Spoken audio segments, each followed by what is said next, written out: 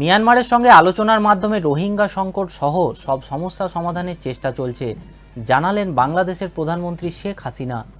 সোমবার সকালে বাংলাদেশের রাজধানীতে বিজিবি সদর দপ্তরে বর্ডার গার্ড বাংলাদেশ দিবস 2024-এর কুচকাওয়াজ অনুষ্ঠানে প্রধান অতিথি হিসাবে উপস্থিত ছিলেন তিনি। সেখানেই বক্তব্য রাখতে গিয়ে তিনি একথা জানান। বিজিবি সদস্যদের উদ্দেশ্যে শেখ হাসিনা বলেন, মনে রাখতে হবে চেইন অফ কমান্ড একটি সুশৃঙ্খল বাহিনীর সবচেয়ে গুরুত্বপূর্ণ চালিকা শক্তি। কখনো শৃঙ্খলা ভঙ্গ করবেন না, চেন অব কমান্ড অনুসরণ অব্যাহত রাখুন। তিনি আরও বলেন, মিয়ানমারের সঙ্গে বাংলাদেশের সীমান্তে নজরদারি বাড়াতে কক্সবাজারের ভাসমান বিওপিতে রাডার স্থাপন করা হয়েছে। এর মাধ্যমে বাংলাদেশ মিয়ানমার সীমান্তে নজরদারি বৃদ্ধিও পেয়েছে।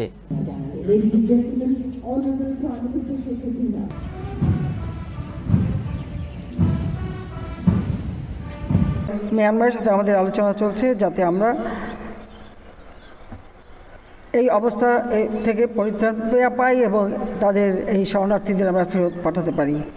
তবে আমরা সেখানে কোনো প্রতিবেশীর সাথে ঝগড়া করতে যাইনি, তাদের সাথে আলোচনা মাধ্যমেই আমরা এই সমস্যার সমাধানের চেষ্টা করে যাচ্ছি।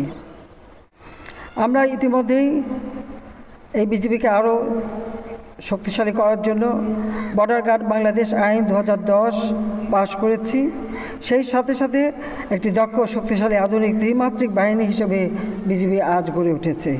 এখানে জল, স্থল, আকাশ পথেও দায়িত্ব পালন করতে সক্ষম হয়েছে। মনে রাখবেন, শৃঙ্খলা এবং চেইন অফ কমান্ড একটি শৃঙ্খলা বাহিনীর সবচেয়ে গুরুত্বপূর্ণ চালিকা শক্তি। কখনো শৃঙ্খলার ব্যাঘাত ঘটাবেন না, চেইন অফ কমান্ড মেনে চলবেন।